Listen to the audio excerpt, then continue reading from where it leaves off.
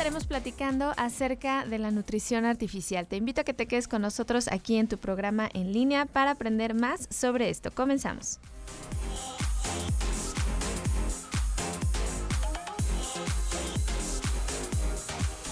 La salud física, mental y emocional dependen de la calidad de tu alimentación y de tu estilo de vida. Ponte en línea con el 1040 y descubre que todo se puede. A partir de este momento, quedas en línea con Ruth León. Iniciamos.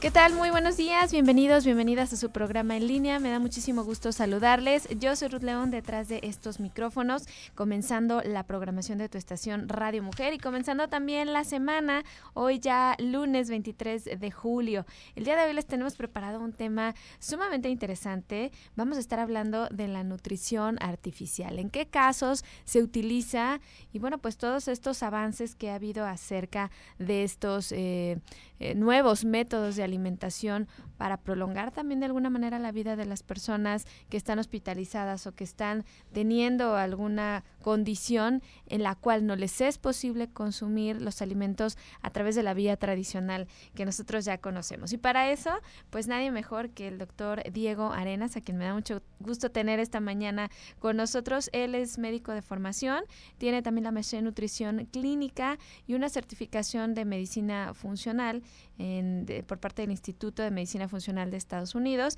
y actualmente es presidente del Colegio Mexicano de Nutrición Clínica y Terapias. Así que, pues buenos días, doctor, bienvenido. Muy buenos días, muchas gracias por la invitación, Ruth. Gracias. Un gusto estar aquí para compartir un tema que ha sido mi pasión ya desde hace casi 18 años, así que lo que podamos compartir con el público, con ustedes y sobre todo que quede claro la importancia de siempre buscar una óptima nutrición. Claro. En sanos y en enfermos, fuera del hospital y dentro del hospital, pues encantado de promover ese concepto siempre. Así es, entonces este término de nutrición artificial, alguien dirá, a ver, ¿qué pasa con esto? Por favor, que nos empiece a aclarar este concepto de lo que es nutrición artificial y qué es lo que engloba.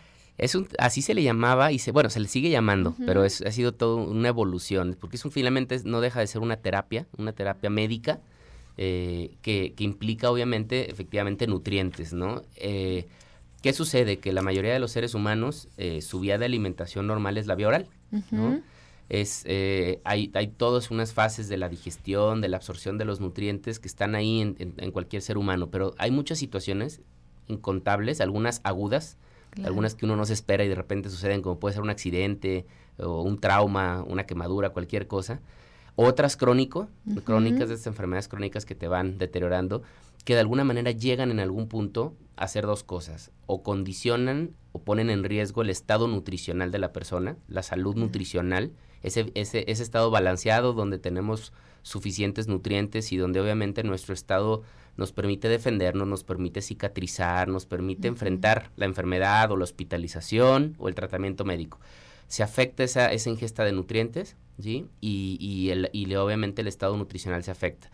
Por el otro lado, efectivamente, la vía oral se vuelve incompatible, ¿no? Algo sucede con que de repente el paciente o la persona no puede comer, no quiere comer o no debe comer, ¿sí? Ya sea porque el mismo médico diga ahorita no es momento de comer, porque te hice una cirugía o porque tienes ahorita una fase donde prefiero que por la boca no comas, ¿no? Claro, dependiendo de la patología o de cuestiones que se llegan a presentar. Son muchísimas las situaciones que hay de por medio, pero efectivamente primero hay que ver qué enfermedad y qué tratamiento qué enfermedad hay y a qué tratamiento se sometió.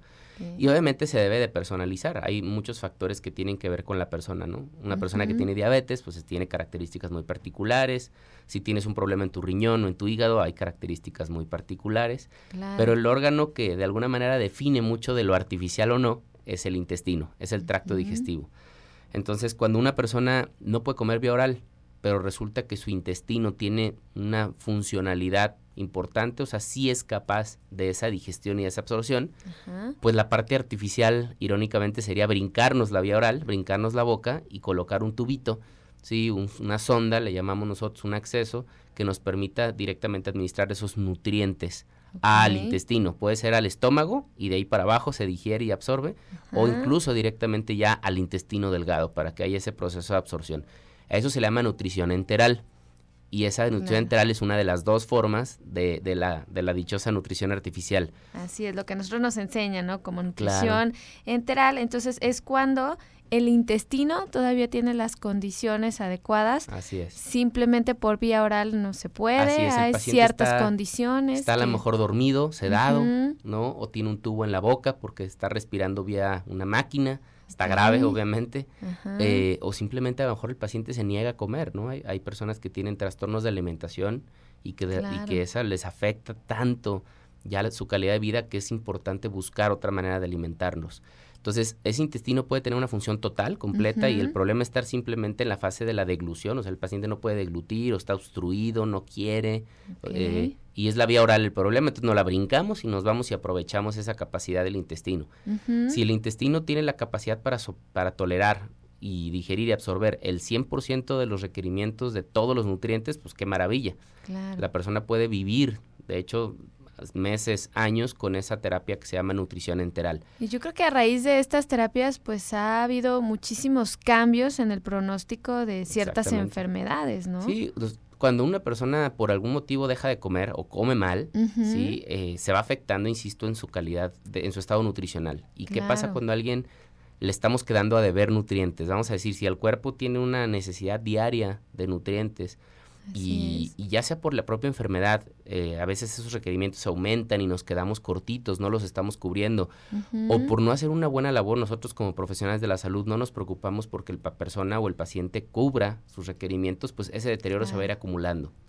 Y es literal como una cuenta de banco que teníamos mes a mes unos gastos y teníamos un ahorro ahí suficiente, y si empezamos a gastar de más o dejamos de meterle dinero a esa cuenta, pues va a llegar un punto en el que la cuenta no de más, ¿no? Y obviamente tengamos esa afectación clínica. Sí, ¿no? Esa desnutrición grave que puede llegar a ser, y sobre todo que en los hospitales es muy común, ¿no? Ya de un paciente a veces, que no debería de ser ya con estos métodos y estas técnicas que existen. Mira, de repente las personas que nos están escuchando dicen, bueno, pues eso es prescrito por un médico y yo como que para qué escucho de esto, pero si yo les diera el dato y podemos profundizar más en qué son y los datos más adelante, pero si yo les doy el dato de en Latinoamérica y en nuestro país, más o menos el número de personas que llegan a tener desnutrición dentro de un hospital, ¿sí? Cuando llega a un hospital, lo comunitario todos identifican al niño que no ha comido, a la persona desnutrida, pero en el hospital la propia enfermedad te desnutre. Y ese concepto muchas veces el médico todavía no lo ve, no está sensible, ¿no? El nutriólogo todavía no lo identifica de forma adecuada. Sí, porque ahorita es más común ver el sobrepeso, la obesidad, las estadísticas, pero volteando, como dicen, en un hospital. Es 1 de cada 2. Híjole. 1 de cada 2, o sea, es el 50%. Lo que estamos hablando es que en hospitales de nuestro país el 50% de las personas llegan a estar desnutridas. Claro. Ergo, tendrían que tener un tratamiento, y es donde entra esta nutrición artificial. Y fíjate, Ruth, hoy hay personas que tienen obesidad y al mismo tiempo tienen una desnutrición a ese grado. Es decir, el sobrepeso es un exceso de grasa, que sabemos que está ahí, tampoco les ayuda, pero cuando viene una enfermedad aguda y la persona llega al hospital, puede empezar a perder su músculo y puede desnutrirse estando obeso. Y esa dicotomía que uno de repente no creería que alguien podría pensar, tiene reservas, no le pasa nada, pero es el músculo en sí el que empieza a depletarse. Ese músculo, esa proteína, esa capacidad funcional se pierde, y eso se llama desnutrición. Y un profesional de la salud que tenga formación, experiencia en esto, debería ser capaz de detectarlo, debería ser capaz de prevenirlo y debería ser capaz de tratarlo.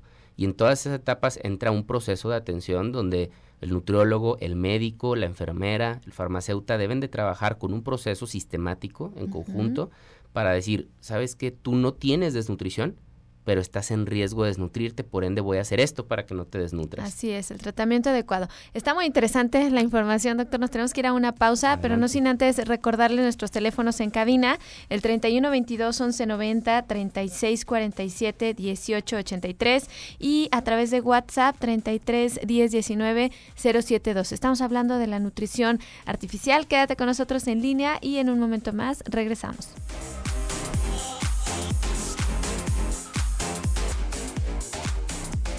Estamos de regreso, son las 7 de la mañana con 18 minutos. Gracias por escucharnos. El día de hoy estamos platicando acerca de la nutrición artificial y que gracias a esta nutrición, en estos casos podemos salvar vidas, podemos tener una mejor calidad de vida, sobre todo para aquellas personas que ya se encuentran con una enfermedad, con una condición en la cual no es posible consumir estos alimentos, ya sea de la manera cotidiana, decíamos por la boca o vía oral, o que pues hay todavía condiciones más graves donde pues el intestino es el que no está funcionando de una manera adecuada. Entonces el doctor Diego Arenas está con nosotros, quien es especialista en estos temas de medicina funcional, de nutrición clínica y sobre todo pues creando más conciencia de la importancia que tiene la desnutrición durante la estancia hospitalaria. Entonces decíamos, una de cada 2 personas que está en hospital puede estar desnutrida. Exactamente, es una estadística pues alarmante, porque como bien decías, todo el enfoque de los medios de comunicación, del gobierno,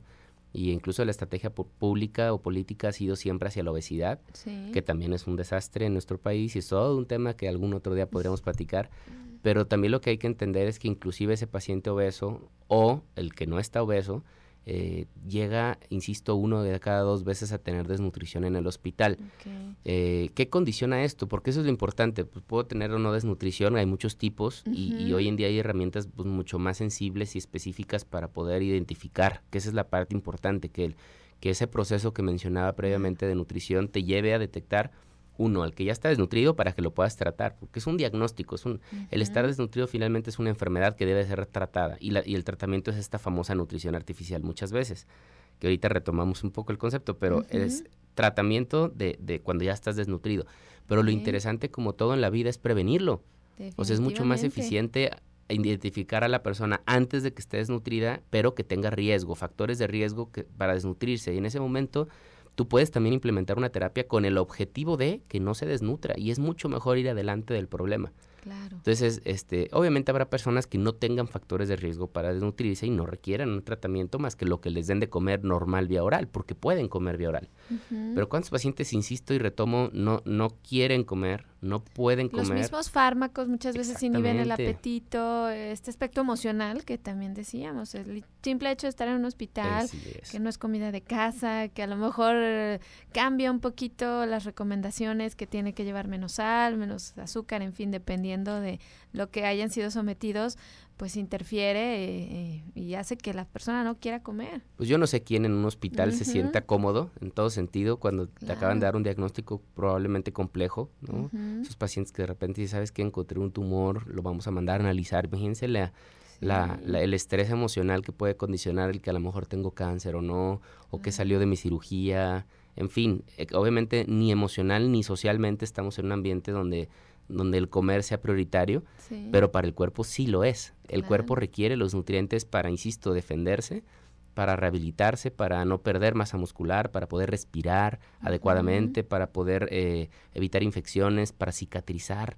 O sea, son tantos procesos que dependen de nutrientes, porque el cuerpo está hecho de eso y funciona en base de nutrientes, que toma una relevancia que a la persona que ha dejado de comer, ¿no? Parcialmente o totalmente, puede ser que comas menos poquito, pero ese poquito se va acumulando y te desnutre, ¿no? Así es. O personas que tengan una pérdida de peso, ¿sí? Que casi todas las personas cuando llegan a un hospital llegan por un problema agudo o crónico, pero previamente ya hay un antecedente donde dejaron de comer, insisto, en lo agudo. Y no confiarnos con esta parte de decir, al cabo tiene sobrepeso, obesidad, le sirve esa reserva. Sí, no, o no la veo a simple vista, o sea, aunque viste, tiene reserva, no está tan afectado todavía, pues si no está tan afectado, qué bueno, manténla así. Actúa para que no se afecte, no esperes a que la afectación sea tan notoria que digas, híjole, se le ven los huesos, ¿no? No, ese es el concepto, del que venimos, Ruth. Ese es el concepto de la nutrición. Tenemos que verlo tal cual, así demacrado, para entonces Exactamente. Actuar. Y esos son conceptos erróneos en los cuales 100% de los médicos han crecido en ese ambiente, viendo... No sabiendo identificar que incluso, como bien decías, un paciente sin una afectación grave o incluso con sobrepeso y obesidad, cuando llegan al hospital con una enfermedad aguda, o crónica agudizada o con un tratamiento médico importante, hoy cuántos pacientes van a quimioterapias, a radioterapias, a cirugías, son propios procedimientos que generan un riesgo para disnutrirte. Entonces, si yo no soy capaz de identificar que por un lado no estoy comiendo bien y estoy perdiendo peso, y por el otro lado tengo una carga de inflamación o de desgaste por la enfermedad o el tratamiento, eso desbalancea mi estado nutricional y me pone o en riesgo de desnutrirme o ya me hace estar desnutrido. Y también ¿Cuánto es una pérdida de peso alarmante, digamos, mira, por ejemplo? Depende el periodo de tiempo, pero hay gente que literal con perder incluso un 2 o 3% en la semana previa es muy grave. Ya hablar de un 5% en 3 meses es grave. Hablar de un 10% en 6 meses es grave. Entonces, hay muchas veces el paciente pues, te dice muy fácil, no, pues he perdido 10 kilos y pesaba 70 y dices, eso es más del 10%. ¿En cuánto tiempo? Pues en los últimos 2, 3 meses. Pues es alarmante eso.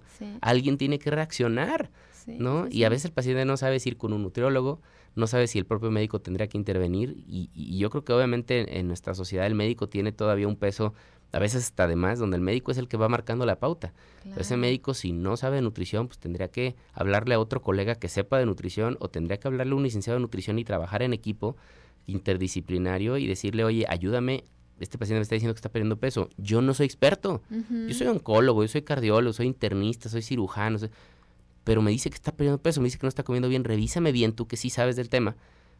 Para que tú me digas, hazme una propuesta, requiere un tratamiento, requiere esta famosa nutrición artificial, ¿no? Y aún así, o sea, nutriólogos que también sepan de nutrición artificial, porque no todos estamos calificados en esta área de la nutrición artificial. Sí, yo diría, esa es la famosa nutrición clínica. Así Cuando hay una condición de afectación de la salud o de enfermedad de por medio, que cambia el metabolismo, que cambia la manera en la que el cuerpo requiere y metaboliza los sustratos. Esa clínica, efectivamente, yo siempre he dicho, el médico es muy clínico, pero no sabe de nutrición.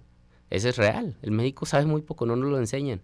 Y por otro lado, el nutriólogo sabe mucho de nutrición, es el licenciado en el área, es el que sabe y tiene la profesión, pero a veces sabe poco de lo clínico. Por eso necesitamos trabajar en equipo. Sí, definitivamente. Entonces, ya cuando detectamos que sí se requiere, entonces hay que ver entonces la vía. Decíamos ya vía enteral o la vía parenteral. Hay diferentes, yo creo que siempre hay que tratar de ir de lo más sencillo a lo más complejo, pero sin tenerle miedo a lo complejo cuando hay que usarlo, ¿no? Lo más sencillo obviamente es que un licenciado en nutrición intervenga y vea si dietéticamente puede modificar, desde ahí empieza lo artificial, modificar la alimentación, enriquecerla, suplementarla, fortalecer la alimentación, o sea, adaptarla lo más posible para ver si con esos cambios, esas colaciones, esos suplementos, ese enriquecimiento con proteína o con grasa específica, y con etcétera. Estas fórmulas especializadas que no se trata de pelearnos con ellas, cuando no hay una patología sí les decimos, bueno, pues aprovecha que puedes comer de manera natural los alimentos. Pero cuando ya hay algo, entonces estas fórmulas ya preparadas nos pueden ayudar bastante. Perfecto, ¿no? a veces un suplemento puede hacer la diferencia, un licuado puede hacer la diferencia, una colación, una barrita, un suplemento de micronutrientes. ¿Me explico? Claro que hacen la diferencia, un módulo de proteína, es decir, proteína extra. Hay casos en los que con esas modificaciones hechas por un licenciado de nutrición, el paciente frena el desgaste y logramos estabilizarlo y ahí no la llevamos bien. Hay veces en donde eso no va a ser suficiente. Así le metas suplementos y ya empieces a modificarle, tú te das cuenta que te estás quedando corto. Y es cuando tienes que pensar en estas otras dos vías, que son la nutrición enteral, que comentábamos, todavía hay función del intestino, entonces hay que aprovecharla. Y la otra, que no hemos tocado el tema, pero que es muy importante también, es la nutrición endovenosa o nutrición parenteral, que es cuando de plano el paciente no come, ¿no? O come poco, pero el intestino está muy afectado. Está inflamado, está paralizado, está dañado, no absorbe, no digiere, no está siendo capaz de aprovechar lo poco o mucho que coma vía oral y entonces ponerle un tubo ahí para infundirle nutrición, cuando de plano ni siquiera su función está... Exactamente, si no lo va a digerir y absorber, o sea, asimilar adecuadamente, pues entonces brinquémonos ese proceso. Esto es muy sencillo y el público lo va a entender porque... Hay dos ejemplos. Cuando después de comer cualquier persona, este proceso que se da de digestión, los nutrientes se absorben y van a la sangre, a distribuirse por todo el organismo, a la célula finalmente.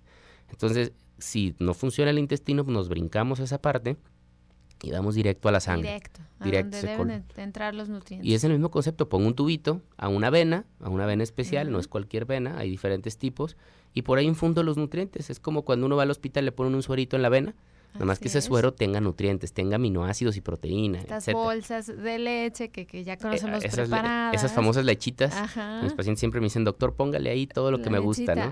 Pues uno trata de poner ahí los requerimientos adecuados, obviamente. Esto va a ir a la sangre, no llega al intestino, el paciente no le va a saber, ¿no? Etcétera, pero al menos su cuerpo sí va a sentir los nutrientes y hacen la diferencia. Definitivamente, y te lo ponen para 24 horas y está ese goteo lento también para que se pueda asimilar Exactamente, mejor. Y eso, hay pacientes, yo tengo pacientes hace años con eso, o sea, hay pacientes que duran años, hay pacientes que duran meses, digo, lo ideal sería tratar siempre de volver otra vez sí, claro, a lo normal, a lo fisiológico, pero ese es un ejemplo. El otro que también lo van a entender muy bien es cómo se alimenta un bebé durante el embarazo, cuando está en el útero de la mamá. Sí, por medio del cordón umbilical. Y el cordón umbilical es el catéter, o sea, el bebé está recibiendo nutrición parenteral, nutrición a la sangre, nutrición endovenosa. Por la sangre, la mamá come, los nutrientes circulan en su sangre y le comparte a través del cordón esos nutrientes que llegan a la sangre del bebé, y así es como un ser humano crece desde ser un par de células hasta una célula y hasta llegar a ser al nacimiento ya completo, desarrollado, con el crecimiento adecuado, y lo hizo gracias a la nutrición endovenosa. Sí, son estos inventos que, mejoran la calidad de vida de alguna manera de las personas. Nos tenemos que ir a la siguiente pausa, pero seguimos platicando, regresando sobre la nutrición artificial. Si tú tienes algún comentario que nos quieras hacer, al 31 22 11 90, 36 47 18 83, y también a través de WhatsApp 33 10 19 07 12. Nos vamos a una pausa y volvemos.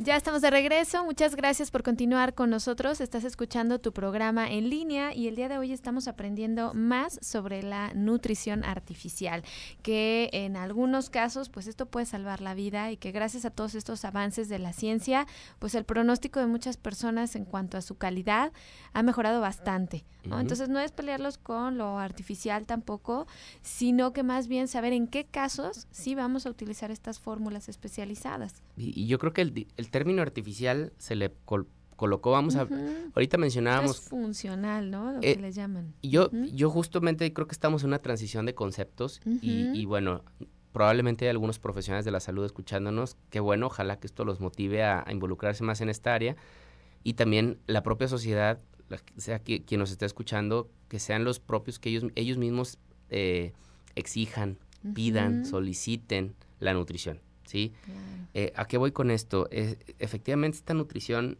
hay formas de hacerla, hay muchos tipos y hay gente que sabe hacerlo. Entonces, cuando yo como familiar o como propio paciente me doy cuenta que pasan las horas, pasan los días y no estoy comiendo, pues yo tengo que entender que mi cuerpo se está desgastando y que esa afectación y ese desgaste va a hacer o va a ir en contra de mi pronóstico. O sea, me va a poner una repercusión. Exactamente, y eso es más complicaciones, puede eso obviamente aumentar las posibilidades de que me vaya muy mal, incluso de fallecer, como bien decías, la vida está de por medio, y obviamente también incrementa gastos, porque los pacientes que se complican por desnutrición terminan estando más días en el hospital, luego necesitan más medicamentos, luego necesitan más cuidados, luego se infectan y requieren más tratamientos. Sí, se descuida esta parte de la nutrición y se da primero otra importancia a la patología en sí, pero después termina siendo más grave la desnutrición.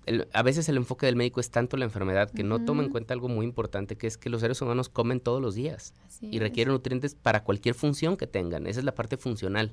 Entonces, yo dejo de comer, mi cuerpo deja de tener nutrientes y se afectan estas funciones, que directa e indirectamente van a tener un impacto negativo en el pronóstico, le llamamos nosotros, en la evolución, en la calidad de vida, incluso de las personas. Entonces, qué irónico, pero muchas veces pues, el profesional de salud está tan buscando cómo ayudar al paciente, pero desde el punto de vista médico, que olvida al otro. Entonces, aquí lo que buscaríamos sería que siempre le pregunten a su médico: doctor, me preocupa el tema de que no está comiendo mi familiar o de que yo no estoy comiendo. Sé que hay formas, se puede utilizar en vez de la solución que me están pasando, me pueden pasar nutrientes o me pueden dar un suplemento, me pueden poner una sondita. Hay tantas cosas que se pueden hacer. O sea, hay cuando menos 6, 7 formas diferentes, Ruth, así de que una persona que sabe lo puede implementar. que sería como el equivalente cuando alguien tiene una infección, ¿no? Pues sí, puedo ir a la farmacia y está mal, pero sabemos que antes, ahorita ya está más regulado, pero antes la gente incluso compraba su antibiótico, claro. o la gente de la farmacia lo recomendaba, y así decíamos, no, me fue bien, no, pues le atinaste, pero ¿cuántas veces no te iba bien porque no era el antibiótico adecuado, ¿no? Así y obviamente se complicaba y terminaba yo yendo más complicado después de más días de sentirme mal, con una infección más grave, o ahora sí a buscar al médico que sabe, que me hacía el estudio adecuado y me decía, ¿sabes qué? Es que eres resistente a ese antibiótico, la bacteria necesitabas darte otro. Y entonces son otros 10 días de tratamiento. Ese ejemplo donde está como muy claro que las cosas no se hicieron bien, ni por la persona que no quiso ir al médico adecuado, ni porque se tomó un tratamiento que no era el adecuado y luego terminó yendo con el experto hasta tiempo después. Eso todos los días pasa en los hospitales. Sí, el médico a veces toma decisiones de dejar al paciente en ayuno o de darle una dieta líquida que equivale a nada y tenerlo porque así. le van a hacer los estudios. Y ahí lo va dejando, ¿no? Y cuando ya por fin le dice, piensa en la nutrición, le ponen una que no es la adecuada. Entonces el paciente sigue deteriorándose. Oye, pues tiene nutrición, pero no es la adecuada para ese paciente. No tiene los requerimientos adecuados, ni la proteína, ni los micronutrientes, ni nada. ¿Qué pasa? Que el paciente termina complicándose y se complica de la cirugía o se complica del tratamiento, se prolonga y entonces ahora sí le hablan al experto. Y cuando uno llega, pues ve unos casos que dice, Dios, ¿por qué no lo nutrieron hace un mes o hace 15 días? ¿Por qué se esperaron hasta ahorita? ¿Por qué no lo prepararon nutricionalmente antes de operarlo? Entonces, estamos en una etapa de transición donde se está creando conciencia, ¿no? Donde cada vez hay más acceso a información, ¿no? Hay cursos, hay talleres, hay diplomados, hay certificaciones, hay congresos, hay formas de acceder a eso como profesional de la salud. Pero también está el sentido común y la gente lee y la gente ve y busca información y se da cuenta que cuando no puedo comer por una forma, a mi paciente, a mi familiar, a mí mismo me pueden nutrir por otras vías, ¿no? Claro. Insisto, está la suplementación, está la vía enteral, está la vía endovenosa o parenteral, y de cada una hay N modalidades, ¿no? Es todo un tema. Por eso hay todas estas líneas de suplementos ya más especializados para enfermedad de tal tipo, para diabetes, para alguna enfermedad renal. Y fórmulas, por ejemplo, que son muy prácticas para ciertos pacientes, pero también hay la infraestructura en nuestro país para cuando se requiere una nutrición de alta especialidad mandarla a hacer, sin problema. Se puede mandar a hacer, se puede tener ya lista para usarse, se puede poner, insisto, en vez de un suero con agua y sal, que es lo que o agua y azúcar, que es lo que siempre ponen, pues poner un suero con nutrición, con esos nutrientes que nos hacen falta. O incluso se puede poner un catéter y darle la nutrición por meses que requiere el paciente para salir adelante. Y puede ser en casa, o sea, no necesariamente tiene que ser en un hospital. Eso es algo muy valioso, ¿no? Que sí, en la etapa aguda probablemente empezó en el hospital, pero yo no tengo por qué hospitalizar a alguien o mantenerlo hospitalizado para nutrirlo. Se puede hacer en casa, el home care nutricional, la nutrición domiciliaria es una realidad. Desafortunadamente no se hace rutinariamente y gente cree que no se puede. Yo te los digo claramente, se puede, hay la infraestructura, nosotros tenemos más de 30 años haciéndolo. Desde que yo era niño, en mi equipo ya se hacían esto en nutrición domiciliaria. Y tengo la fortuna de tener pacientes hoy en día en domicilio que ya sea por el intestino, que es la vía enteral, o por la sangre, que es la vía endovenosa, están manteniéndose con vida y con buena calidad de vida. Inclusive hemos tenido experiencias, Ruth, extraordinarias desde el punto de vista humano, ¿no? Y también clínico, de personas que tenían, por ejemplo, cáncer, una enfermedad avanzada, donde ya no hay tratamiento y sabemos que está en una etapa paliativa.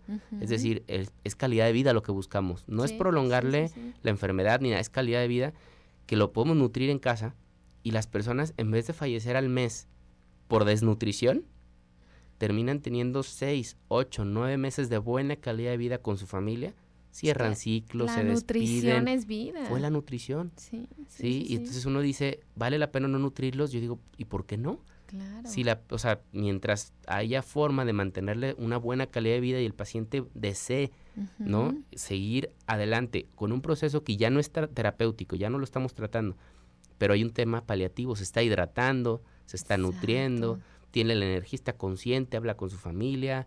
Sí, porque a veces este mismo desgaste de no poder comer y de cubrir los requerimientos, pues te tiene en un estado emocional todavía peor, ¿no? Claro. Cuando te nutres bien te sientes mejor, con energía, con fuerzas de hacer todo. Y mira, una cosa es que médicamente ya no haya tratamiento y otra cosa es que nutricionalmente no podamos darle calidad de vida a las personas.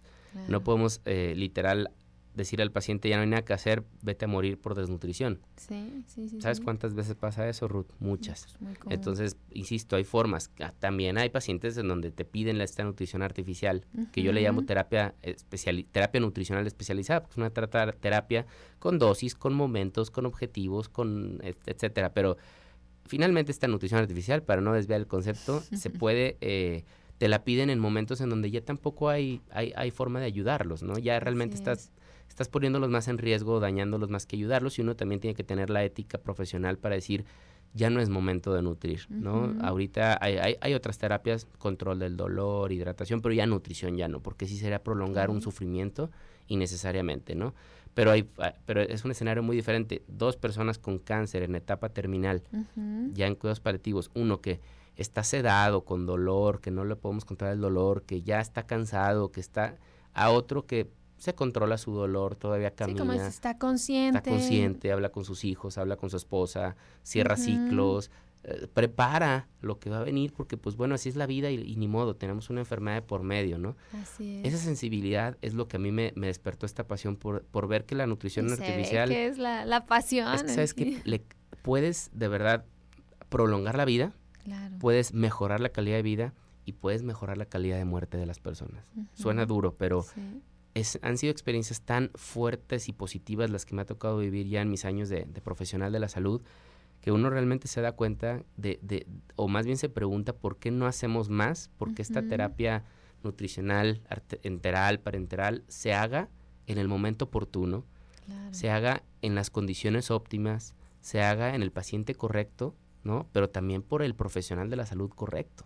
No que cualquiera prescriba cualquier cosa y diga, pues ya te estoy nutriendo, sino de verdad, con toda la humildad y sencillez, pues, o aprender, que para eso hay medios y saber te puedo platicar de ello también. ¿no? Claro, saber que se puede, a lo mejor es la falta de información a veces que... Si es falta de información, pues hay información. Si es falta de preparación y me quiero preparar, hay preparación, hay formas de prepararse, como lo hice yo y como lo haces tú y como lo hacemos muchos profesionales. Si yo estoy tan metido en mi especialidad que no lo sé, pues entonces pido ayuda, ¿no? Pido ayuda y trabajo con colegas, como lo hemos hecho con mucha gente muy profesional que dice, ¿sabes qué? Yo soy oncólogo, yo soy cirujano, soy gastro, pero yo de nutrición sé muy poco. Pues, trabajamos en equipo y el paciente le va mejor, me explico, y está mejor, más cuidado desde el aspecto nutricional también. Yo te digo, yo soy médico, pero yo trabajo con licenciados en nutrición, con enfermería, con farmacéuticos, es decir, nunca sabe uno todo. La terapia nutricional artificial o enteral o parenteral se hace en equipos interdisciplinarios. Son varias las disciplinas que deben de intervenir. Entonces, ver un nutriólogo desde solo, enfermería, que es la que nos ayuda. La que cuida los accesos, los tubos, catéter, el farmacéutico que tiene que estar muy al pendiente de las prescripciones y de las composiciones. Yo no la puedo hacer de todólogo. Y ver un médico, por más que sepa de nutrición, solito, sin un nutriólogo al lado, como ver un nutriólogo, por más que sea experto y con experiencia, que no tenga un médico, no el tratante, que a veces no sabe, un médico que sepa de nutrición, siempre digo, son cuestiones que a lo mejor no pasa nada, pero el día que pase, vamos a arrepentirnos de por qué no haber trabajado en equipo algo que realmente necesita porque así nació esta área, y porque así ha evolucionado y porque así se dice que se tiene que hacer hoy en día de esta forma interdisciplinaria, ¿no? En equipo. Perfecto, doctor. Pues nos vamos a ir a la última pausa, pero regresando cerramos con este tema tan interesante de la nutrición artificial. Quédate en línea y volvemos.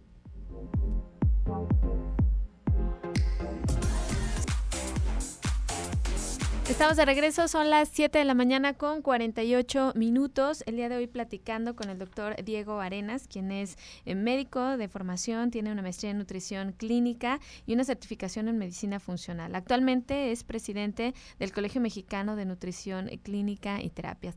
Y bueno, pues hablando de este tema tan interesante, el cual pues pocas veces es conocido, que podemos acceder a estas vías de nutrición de otra manera cuando no es posible hacerlo vía oral, y que esto nos puede cambiar el pronóstico y la evolución de cualquier enfermedad. Sin duda es algo que, insisto, previene cosas, trata cosas y ayuda a soportar o a salir adelante de otras tantas, ¿no? Yo creo que la nutrición es de esos tratamientos especializados que tienen que estar siempre presentes en cualquier proceso de atención médica. No importa la enfermedad que tengas ni la edad que tengas, tienes que preocuparte porque alguien vea la parte nutricional y alguien que sepa. Hoy en México hay muchos posgrados en nutrición clínica para nutriólogos, para médicos. Hay realmente la capacidad de involucrarse cada vez más. Siendo realistas, no demos por hecho que sabemos por la propia facultad. Hay muchos estudios que han dejado muy claro que el médico, le dedica, para que te des una idea, Ruth, 1 de cada 4 escuelas de medicina en el mundo, ¿sí? 1 de cada 4 toca el tema de nutrición, 3 de cada 4 no. Y las que lo tocan, el promedio de horas que tocan el tema de nutrición a lo largo de 6 o 7 años de carreras es como de 30 horas. Entonces, si por 30 o 25 horas de clase, ¿no?, creemos que sabemos, creo que hay que tener esa humildad de decir, no lo sé, quiero aprender, insisto, hay muchas formas. El nutriólogo es lo mismo, las clases de suplementación a veces son optativas o ni se dan. Sí, es una licenciatura nueva que también le falta mucho todavía desarrollar la parte clínica.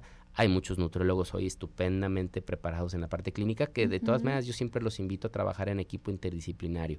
No, y a estar como focalizándonos en esta área, si ya es que es de nuestro agrado. Claro.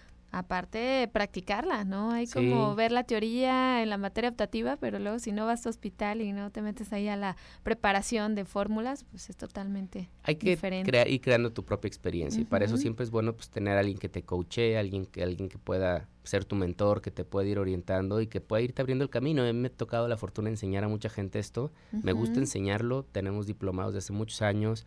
Ahí mismo en el centro donde están. A ver, platícanos, por favor. No, mira, tenemos desde hace 8 años diplomados, primero eran presenciales, pero la verdad es que tenemos alumnos de fuera de la ciudad y de fuera del país, entonces hemos buscado la manera por el ritmo y el estilo de vida actual de que la gente tenga acceso a esta información en cualquier parte. Entonces hay diplomados tanto introductorios como ya de especializantes en la materia de nutrición enteral y parenteral. Excelente. ¿Dónde pueden acceder a esta información? En nuestra página web, sanvite.com, con V, SANVITE, sanvite.com.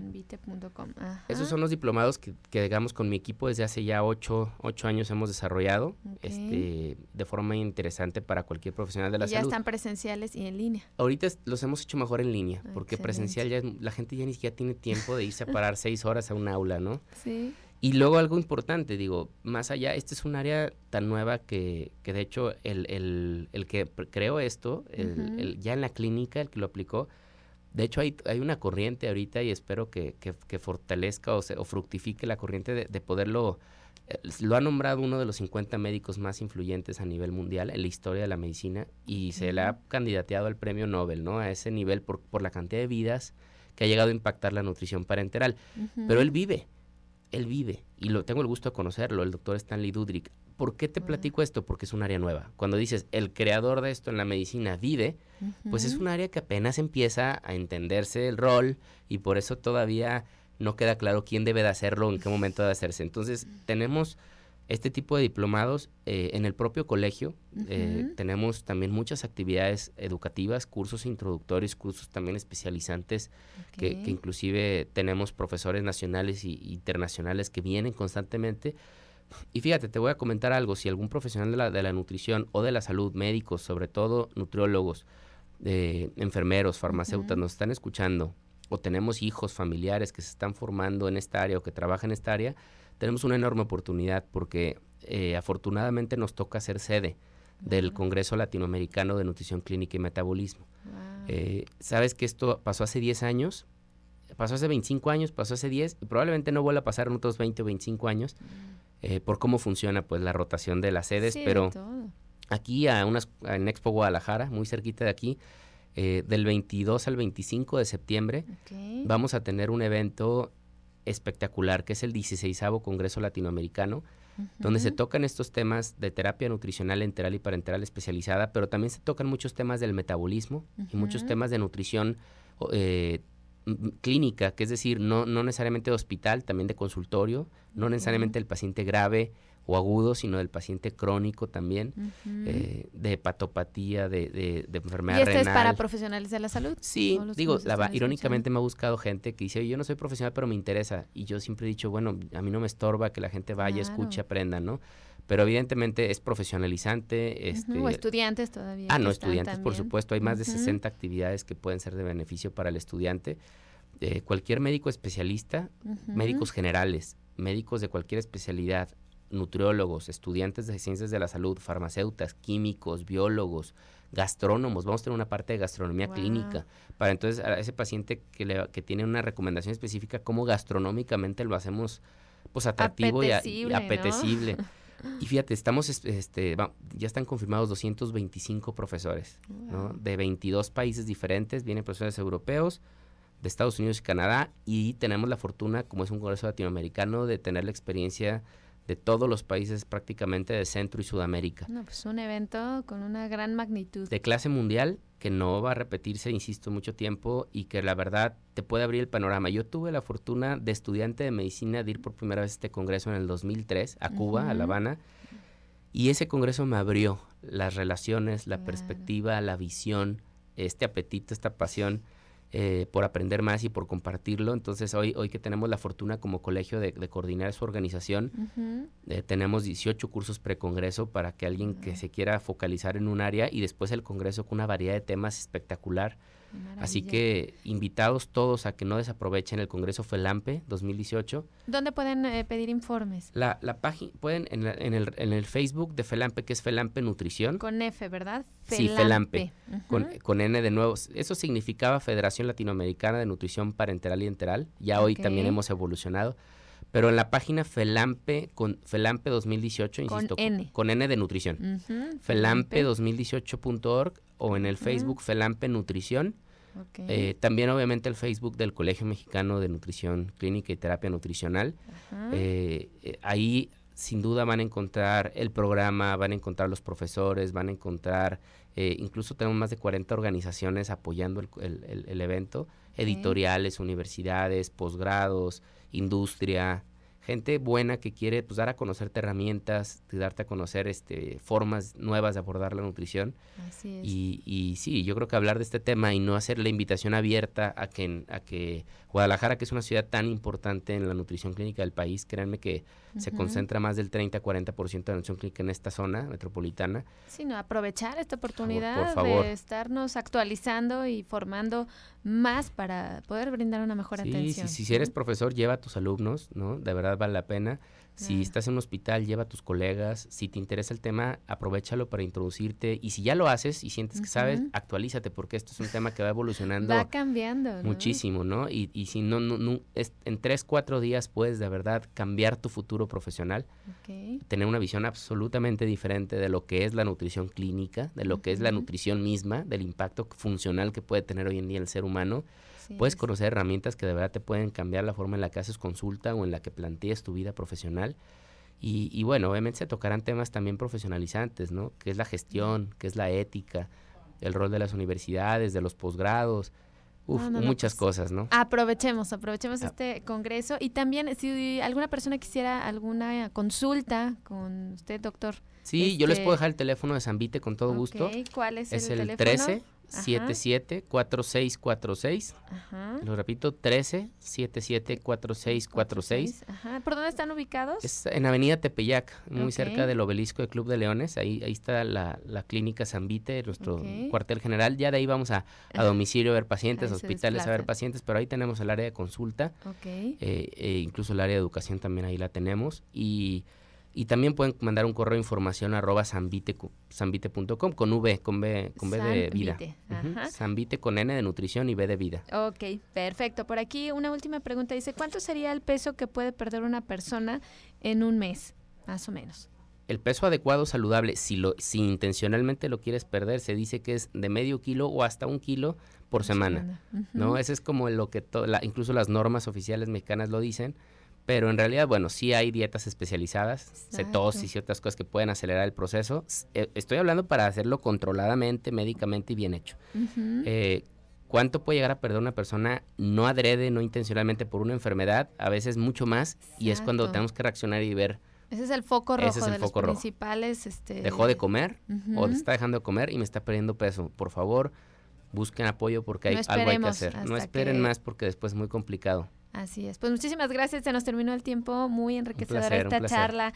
Aprendimos muchísimo y ojalá que se animen a ir a este congreso de la FELAMPE 2018. Repito nuevamente su teléfono, 1377-4646. Pues muchísimas gracias, doctor. Gracias, Ruth. Diego Un placer Arenas, estar aquí. por su visita esta Nos vemos mañana. por allá. Y gracias a todos los que estuvieron escuchándonos, a Karen Escamilla en producción, a Toñito Orejel en controles. Yo soy Ruth León, que tengan un excelente inicio de semana y nos escuchamos la siguiente. Quédense con el doctor Gilberto Priego. Gracias.